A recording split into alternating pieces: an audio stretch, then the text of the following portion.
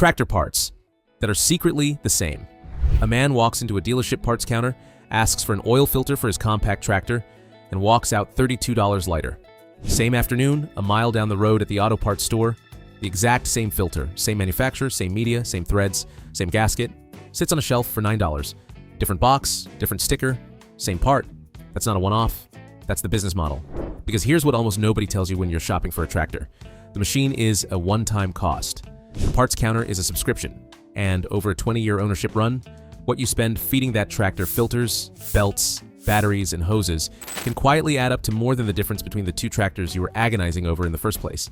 Today I'm walking you through 10 categories of tractor parts that are the same across badges, who actually makes them, which models this hits hardest, and exactly what the savings look like in real dollars. I'm also going to tell you the 3 parts you should never cheap out on, because I'm not here to save you $12 and cost you a $9,000 engine. If you're shopping for a tractor right now, this video is the part of the math nobody put in your spreadsheet. Hit subscribe before we start. This is the stuff the brochures leave out, and I put out videos like this every week. Let's start with the one that stings every single owner. Number 1, filters, oil, fuel, hydraulic, air. This is the biggest, most consistent markup on the entire parts counter, and it's the one you pay over and over for the life of the machine. Here's the thing most owners never think about. Your tractor brand doesn't make filters. Deere doesn't have a filter factory. Kubota doesn't. New Holland doesn't. They buy them from filter companies, Donaldson, Baldwin, Wix, Fleetguard, Mann, Hengst, and put their own box around them. That's the whole trick. The filter in the green box and the filter in the plain box often came off the same line, and the price spread is genuinely absurd. Owners report OEM boxed oil filters running $18 to $35 on compact tractors, while the cross-referenced aftermarket equivalent from a major filter brand lands in the $6 to $14 range. Hydraulic filters are worse. Those can hit $60 to $100 at the dealer and cross-reference to $25 to $40. Do a full service on a compact, engine oil filter, fuel filter, hydraulic filter, air filter, and the gap between an all OEM service and a cross-reference service is commonly $80 to $150 per service interval. Multiply that by 2 services a year for 20 years, and you're looking at real money, not pocket change. Where does this hit hardest? The compact and utility crowd. John Deere, 1 Series, 2 Series, and 3 Series. Kubota B, L, and M Series. Mahindra Max and E-Max. Coyote CK and DK. New Holland Boomer. Case IH Farmall Compacts. LSM T Series. These are high-volume machines with high-volume filter sales, and the parts counter knows exactly how often you'll be back. The move here is simple, and it costs you nothing. Look up the cross-reference before you buy. The major filter makers publish free cross-reference lookups. You type in the OEM number off your old filter, it gives you their equivalent. Take that number to a parts store or an online filter supplier and compare. If the specs match, thread size, gasket, micron rating, bypass valve pressure, media type, you're buying the same filtration for 1/3 of the money. One honest caution before we move on, because I'm not going to sell you a bill of goods. Cross-reference is not the same as it looks close. Micron rating and bypass valve spec matter, especially on hydraulic and transmission filters, where the wrong spec can starve a pump. Match the spec, not just the threads. Do that, and you're fine. Number 2, batteries. Nobody, anywhere, at any point in history, has manufactured a tractor and a battery in the same building. Batteries come from a very short list of manufacturers, the same factories that supply auto parts, stores, farm stores, and big box retailers. And then they get badged. The green battery, the orange battery, the blue battery, same factories, different labels. What you actually need to match is dead simple. Group size, cold cranking amps, terminal position, and physical dimensions. Get those 4 right and the battery fits and works, whatever name is on top. Most compact and utility tractors run common group sizes that are stocked everywhere, which means you have real leverage. The money? Owners consistently report dealer-branded batteries running $180 to $280, where an equivalent spec battery from a farm store or auto parts store lands around $110 to $170. That's routinely $70 to $120 saved on a part you'll replace maybe 4 or 5 times over the life of the tractor.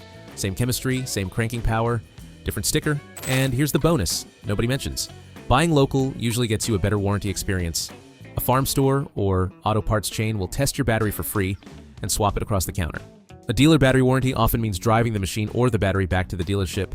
On a part that fails on the coldest morning of the year, that convenience is worth as much as the price gap. Number 3, belts. Fan belts, alternator belts, deck belts, drive belts. Belts are made by a handful of specialists. Gates, Dayco, Bando, Continental, Optibelt, and virtually every tractor brand sources from them. The belt in the branded bag is very often an off-the-shelf industrial belt with an OEM number printed on it. The reason this one is such an easy win is that belts are described by standardized dimensions. A V belt is defined by its cross-section, profile, and its length, an A section, a B section, a 4L, a 5L, and so on. Those numbers are usually printed right on the side of the belt you just took off. Read them, walk into any farm store or bearing supply house, and buy the same belt. The savings, owners report OEM boxed belts at $28 to $55, and equivalent name brand belts from $10 to $22. On a machine with a mower deck or a baler, where belts are a wear item you replace regularly, that adds up fast. The exception worth knowing, toothed, cogged, or ribbed belts with an unusual profile. Some late model machines run belts with specific tooth pitches or an unusual width, and there the cross-reference is thinner. But standard V belts, which is most of what a compact or utility tractor uses, are as generic as it gets. Number 4, bearings and seals. No tractor company makes its own bearings, and they come from the global bearing houses SKF, Timken, NSK, NTN, FAG, Koyo. And every single one of those bearings is stamped with an internationally standardized number that describes its exact dimensions. A 6205 bearing is a 6205 bearing, whether it came out of a green tractor, a red tractor, or a washing machine. That's not marketing. That's a global dimensional standard. Same story with seals. Seals are specified by inner diameter, outer diameter, and width. 3 numbers, usually stamped right on the seal face. Any bearing and seal supply house can match those in about 90 seconds. The markup here is where it gets ugly, and the reason is that dealers often don't sell you the bearing, they sell you the assembly. Owners report being quoted for a complete hub or idler assembly at $120 to $300 when the actual failed component was a bearing and seal that cross-referenced to $15 to $45 from a bearing supplier. On wheel bearings, spindle bearings, idler pulleys, and PTO shaft bearings, that's a 5 to 10 times spread on the same steel, where you'll run into this: loader pin bushings, mower deck spindles, wheel and hub bearings, and PTO driveline components on basically every compact and utility tractor on the market. Deere, Kubota, Mahindra, LS, Coyote, TYM, Massey, doesn't matter. The bearing inside is a standard numbered bearing. Quick pause. If you've already spotted a part on this list you've been overpaying for, hit that like button. It genuinely helps the channel and tells me you want more of the parts counter stuff. And drop a comment with the worst dealer quote you've ever gotten, because I read those and other viewers learned from them. Now, let's talk about the parts that make your tractor actually work. Number 5, hydraulic hoses and fittings. This is the one where the savings are the most immediate, because a blown hydraulic hose is an emergency, and emergencies are where you get taken. Here's the fact that changes everything. A hydraulic hose is not a proprietary part. It's a length of standardized hose with standardized fittings crimped on each end. The hose is specified by inner diameter, pressure rating, and how many wire braid layers it has. The fittings are specified by standard thread types: JIC, ORB, NPT, and metric. That's it. There's no magic in it, which means any hydraulic shop, farm store, or bearing and hose supplier can build you the exact same hose while you wait, usually in under 15 minutes, from the old hose as a pattern. The money is not close. Owners report dealer replacement hoses running $80 to $250, depending on length and pressure rating, with the shop-built equivalent commonly landing in the $30 to $70 range. On a loader, where you've got 4 hoses working every single day and flexing constantly, you will replace these, and the difference over the life of a loader tractor runs into serious money. The models this hits: anything with a front loader or a backhoe, which is most of what people buy: Deere 1 and 2 series loaders, Kubota BX and L series, Coyote, LS, TYM, Mahindra, Bobcat. The whole compact loader world runs standard hose and standard fittings. One critical note, and this is the safety one: match the pressure rating. Hydraulic systems on modern compacts run high pressure, and a hose rated below spec is genuinely dangerous. Any real hydraulic shop will get this right. Just make sure they know the working pressure of your system, not just the hose diameter. Number 6, starters, alternators, and electrical tractor brands. Don't make starters or alternators either. These come from electrical specialists: Denso, Bosch, Mitsubishi Electric, Hitachi, Prestolite, Nikko, and then get boxed under a tractor badge. On a lot of Japanese-built compacts, you can literally read the original manufacturer's name and part number cast right into the housing of the starter you just pulled off. That's your cross-reference sitting right there in your hand. Take that number to an electrical rebuilder or a parts supplier, and you'll usually find the same unit, or a rebuild of the same unit, for a fraction of the counter price. The numbers: owners report dealer starters and alternators at $350 to $700 on compacts, with quality remanufactured or cross-referenced units in the $120 to $280 range. And there's a third option most people forget entirely: A local starter and alternator rebuild shop can often rebuild your original for $80 to $150, which frequently gets you a better unit than a cheap import because they're replacing the actual worn components, brushes, bearings, solenoid, in a housing that already fits your machine perfectly. Number 7. Engine parts. Remember, a huge share of tractor brands don't build their own engines. Yanmar powers a lot of John Deere compacts. Kubota built engines for Ford and New Holland compacts. Perkins has powered Massey Ferguson for decades. Cummins, Deutz, Iseki, Mitsubishi, Isuzu, these names are under hoods wearing every color in the business, which means when you need a water pump, a thermostat, a gasket set, injectors, a fuel lift pump, or an injection pump rebuild, you are frequently not buying a tractor brand part at all. You're buying an engine brand part with a tractor sticker on the box. And the engine manufacturer, or a specialist supplier who serves that engine, will very often sell you the same component directly. The spread on these is significant because the parts are expensive to begin with. Owners report dealer-boxed water pumps at $180 to $400, cross-referencing to $70 to $160 through engine brand or specialist suppliers. Gasket sets, thermostats, and injectors follow the same pattern.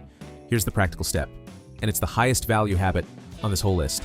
Find out who actually made your engine and write the engine model number down. It's stamped on a plate or a pad on the engine block itself, not on the tractor's serial plate. Once you have that number, you can shop the engine, not the tractor. And the engine parts world is enormously more competitive than the tractor parts counter. Number 8. Driveline, PTO shafts, and U-joints. The PTO driveline that runs between your tractor and your implement is one of the most standardized things on the entire machine. It has to be, because implements from 100 different companies have to bolt up to tractors from a dozen others.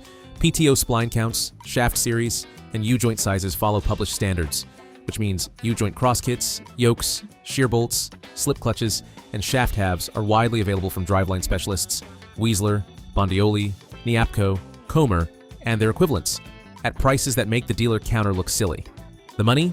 Owners report dealer U-joint kits at $60 to $140 with the equivalent driveline brand cross kit at $20 to $50. Complete PTO shafts show a similar gap, $300 to $500 at the dealer, against $120 to $220 from a driveline supplier, cut and fitted to your length. And the safety note that actually matters more than the price: replace the shields. PTO guarding is the single most important safety component in the driveline, and it's also the thing people skip because it's the part that's cracked and ugly and doesn't do anything. It does. Buy the shield. That's the one place I want you spending money. Number 9. Seats, lights, switches, and mirrors. Tractor seats come from a small number of seat manufacturers: Grammer, Milsco, Sears Seating, KAB, and similar, and the exact same seat frequently appears under half a dozen badges, with nothing changed but a color and a logo patch. A suspension seat quoted at $600 to $1,100. At the dealer, commonly cross-references to $250 to $500, direct from the seat manufacturer or an industrial seating supplier. Same frame, same suspension, same cushion. Work lights are even more blatant. A tractor work light is an off-the-shelf sealed lamp with standard mounting and standard voltage. Dealers routinely price these at $40 to $120 each. Equivalent quality lamps from an agricultural or truck supplier run $15 to $45, and modern LED replacements often cost less than the old halogen units, while drawing less power and lasting longer. Switches, gauges, mirrors, and fuel caps follow the identical pattern. Standard components, standard sizes, standard threads, wrapped in a branded bag with a branded price. If you can measure it or read a number off it, you can source it elsewhere. Number 10. Wear parts and implement parts. Number 10. Ground engaging and implement wear parts, bucket cutting edges, teeth, mower blades, tines, shear bolts, plow points. These are consumables, so they're designed to wear out and be replaced, which makes them a permanent line item in your operating budget. And that makes the markup on them the one that compounds fastest. Almost none of this is proprietary. Bucket cutting edges are lengths of hardened steel with a standard bolt pattern. Mower blades are defined by length, width, thickness, and center hole. Rotary cutter blades, tiller tines, and shear bolts are standardized by size and grade. There's an entire industry of aftermarket wear part manufacturers serving exactly this market, and their quality at the top end matches or beats OEM because wear parts are what they do all day. The money? Owners report dealer mower and rotary cutter blades at $45 to $90 each, against $15 to $35 from an ag wear parts supplier, and cutting edges at $200 to $400, where the aftermarket equivalent runs $80 to $180. On a machine that mows every week, this is the category that quietly eats the most money over a season. The only spec that matters here is the steel grade and the hardware grade. On shear bolts specifically, buy the correct grade. A shear bolt is engineered to fail at a specific load to protect your gearbox. Put a stronger bolt in and you'll save $2 and break a $1,200 gearbox. That's the whole lesson of this video in one sentence. Cheaper is only smarter when the spec matches. So here's how you actually use all this, especially if you're still shopping. First, price the parts before you buy the tractor.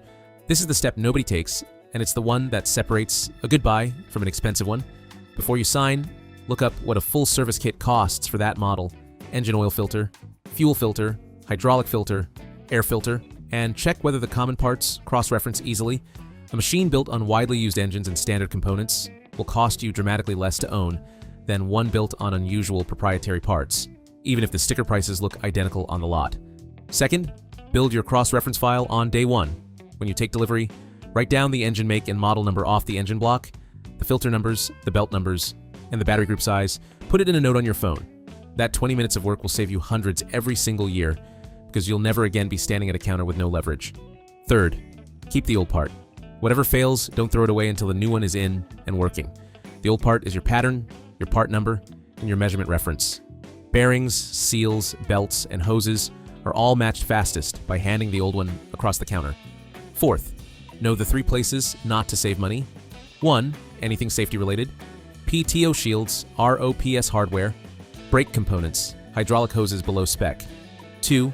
Anything where the wrong spec causes a bigger failure, shear bolts, hydraulic and transmission, filter micron ratings, and torque critical fasteners. 3. Anything still under warranty where the dealer requires documentation. In the US, using an equivalent spec aftermarket part generally doesn't void a warranty on its own. That's the principle behind federal warranty law, but keep your receipts and your service records. And if you're inside the warranty period, it's worth reading your warranty terms and asking the dealer directly what they require. Save on the routine stuff. Don't gamble on the stuff that bites. The tractor on the lot is the price they advertise. The parts counter is the price they don't. And the gap between an owner who cross-references and an owner who doesn't isn't $20 here and $30 there. Over 20 years, it's thousands of dollars on the exact same machine, doing the exact same work. None of this makes the dealer the villain. A good dealer earns their money on service, on knowing your machine, on having the odd part on the shelf when you're down in the middle of a hay season. That's worth paying for. What isn't worth paying for is triple price on a filter that came out of the same factory as the one down the road. So learn what's under your hood, write the numbers down, and walk up to that counter knowing exactly what you're buying. The steel doesn't care whose box it came in. You're the one signing the check. Make the part earn it, not the sticker. If this saved you money, subscribing is the best way to say thanks. And there's a video on your screen right now that YouTube picked out just for you. Go get it.